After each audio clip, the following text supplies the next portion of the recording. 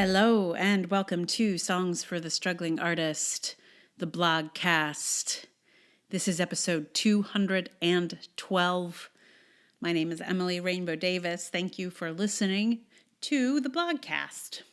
And today's blog, I'm skipping ahead a little bit to the most recent blog for no other reason than I have a song for it. And the other one I'm working on, the one that's sort of next up in the lineup, has some diminished chords in it, and it's just going to take me a little minute to get a little bit more smooth with those.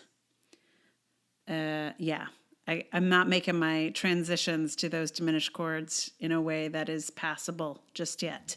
So we're skipping ahead to the current moment. So this is right up to the date blogcasting with the most recent blog. So heads up if you care about such things. Do I have anything to tell you? I don't think so. I think I'll just dive right in. It is called Theater is Dead, Long Live the Theater. For the last few months, I have been trying to grapple with the loss of my primary art form.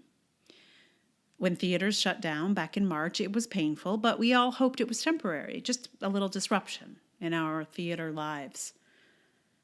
As time has worn on and the virus has gotten worse here in the U.S. than it was when they shut the theaters down, Florida reported 12,000 cases this week, which is twice what New York had back in April at the height of things. It has become increasingly clear that theater won't be back anytime soon. The art and business that we knew and loved is dead. There's a small chance of zombification, but theater as we know it is probably over. The actually real theater folks over at Beef and Boards may be giving their dystopic, socially distanced dinner theater a shot there in Indiana, but not many are clamoring to follow their very disturbing example. Institutions are crumbling. Maybe this is good? Smaller venues are closing, and many a New York theater maker has moved back to the place they came from. As unemployment benefits expire, the small inner tube that has been keeping many a theater person afloat is floating away with their future hopes and dreams. Without some support, the American theater, which was already struggling, will start to lose its limbs and then fall apart entirely. Maybe it will reassemble into something more equitable and beautiful, but it is falling apart, no question. And despite much more substantive support, I wondered too if the UK theater was also in decline. I wondered if theater was dying all over the world. And then I tuned into the live-streamed production of The Persians at the Epidaurus Theater in Greece. I assumed we'd be watching performers in an empty theater doing their work for the camera. But when I opened the link half an hour before the show, the camera revealed an audience settling in, making their way to their seats the way an audience does. I found myself weeping at the sight. An audience. There's an audience. I had convinced myself we'd never see their like again, and there was a giant crowd assembling to watch a play. There went the president of Greece and her entourage to go and sit in the front rows. They've brought the country together for this. And here was the world on the internet gathering to watch an ancient play in an ancient theater, and there in the seats were the people who lived there. I'm assuming the majority of the audience were Greek since no one's really traveling these days. It was all very moving, even before the play began. It was the sight of theater, alive and well and vibrant in a place where it has thrived for over 2,000 years. Theater may be dead here in the United States, along with over 140,000 people who might still be with us if we'd handled this crisis with anything like the skill of the people of Greece or New Zealand, where they are currently resuming live performances again. But in other parts of the world, theater is bringing people together and demonstrating its extraordinary power. Theater may be dead for us here, but it lives elsewhere, and I have to hope it will live for us again one day. It won't be anytime soon, except for the actually real and not a satire beef and boards, but one day we might all sit in a room together and cheer at an expression of our national pride the way the Greeks did during the Persians. I don't know what will make us feel proud in that faraway future. But I have to hope we will be proud of something. If only our survival of this moment, this administration, this mess. We will have theater in the future, and we might feel pride again, too. Not now. We've let our theaters die alongside so many humans. But theater will rise, I hope. It lives and thrives elsewhere. We can look to those places for inspiration. Long live the theater.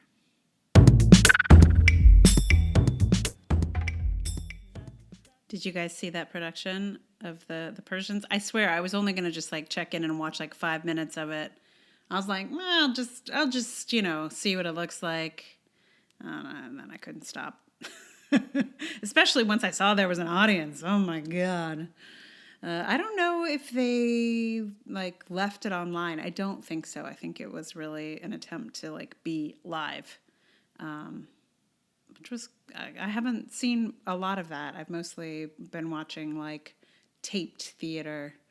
My friend and I have been watching like a play a week but it's almost all, stuff that was recorded in the past a long time ago. This is the first thing I've seen that's been like current and in the moment. So it's a good time to be living in Greece, I guess. I mean, it's an awesome, beautiful country, so it might often be a good time to live in Greece. But it is not a good time to live in this country. No, it is not. Anyway, I mean, I'm glad I get to vote. We'll see. I hope I get to vote. Anyway, I'm not going there right this second.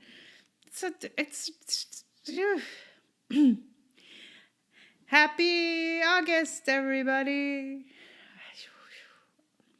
Anyway, I'm sorry. This one is not super uplifting, I don't think. Except maybe it is. I don't know. Is it, I don't know.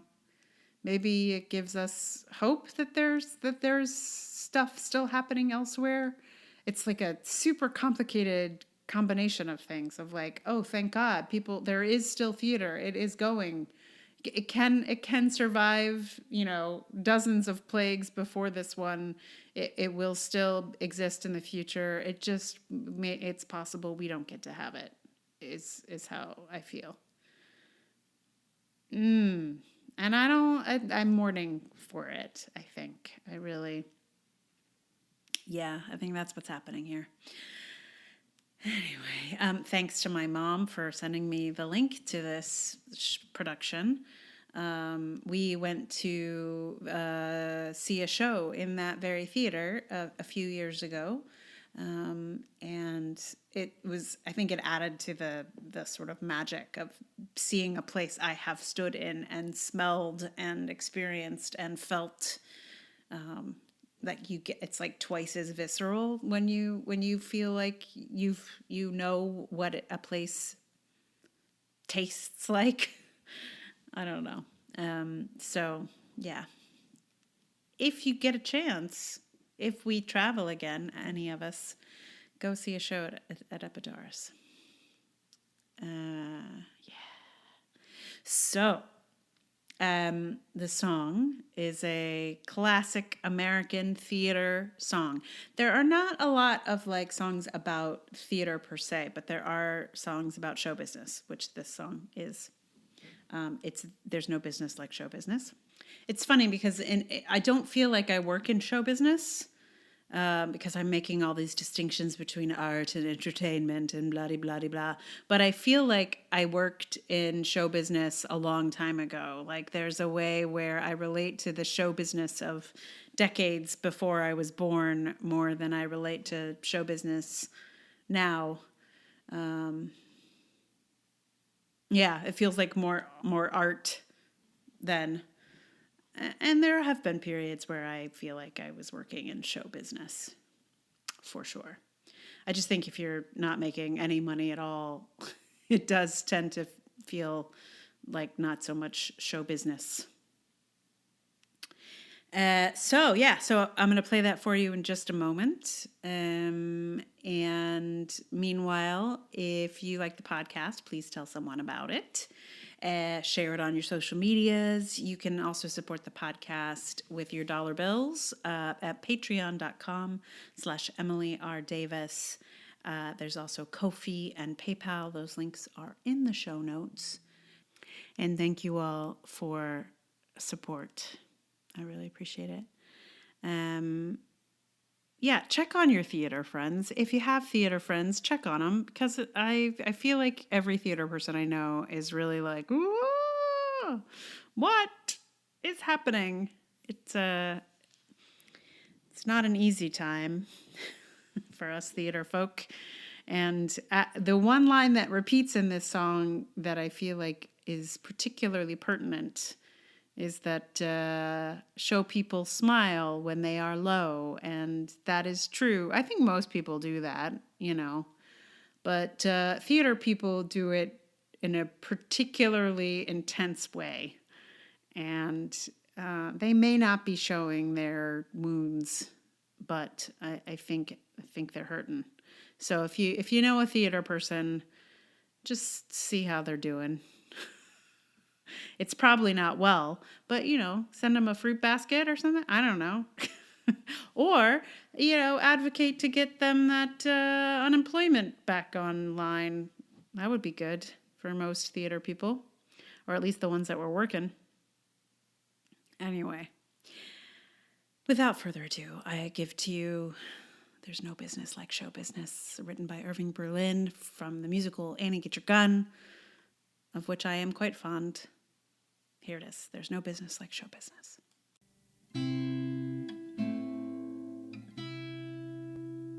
The costumes, the scenery, the makeup, the props, the audience that lifts you when you're down. The headaches, the heartaches, the backaches, the flops, the sheriff who escorts you out of town. The opening when your heart beats like a drum. The closing when the customers don't come. There's no business like show business, like no business I know. Everything about it is appealing, everything the traffic will allow. Nowhere could you have that happy feeling when you are stealing that extra bow. There's no people like show people. They smile when they are low. Even with the turkey that you know will fold, you may be stranded out in the cold. Still you wouldn't change it for a sack of gold. Let's go on with the show. The butcher, the baker, the grocer, the clerk are secretly unhappy men, because the butcher, the baker, the grocer, the clerk get paid for what they do, but no applause. They'd gladly bid their dreary jobs goodbye for anything theatrical. And why? There's no business like show business, and you tell me it's so. Traveling through the country is so thrilling, standing out in front on opening nights, smiling as you watch the theater filling, and there's your billing out there in lights. There's no people like show people. They smile when they are low. Angels come from everywhere with lots of jack, and when you lose it, there's no attack. Where would you get money that you don't give back? Let's go on with the show. There's no business like show business, like no business I know. You get word before the show has started that your favorite uncle died at dawn. Top of that, your ma and pa have parted. You're broken-hearted, but you go on. There's no people like show people. They smile when they are low. Yesterday they told you you would not go far. That night you open, and there you are. Next day on your dressing room they've hung a star. Let's go on with the show. Let's go on with the show.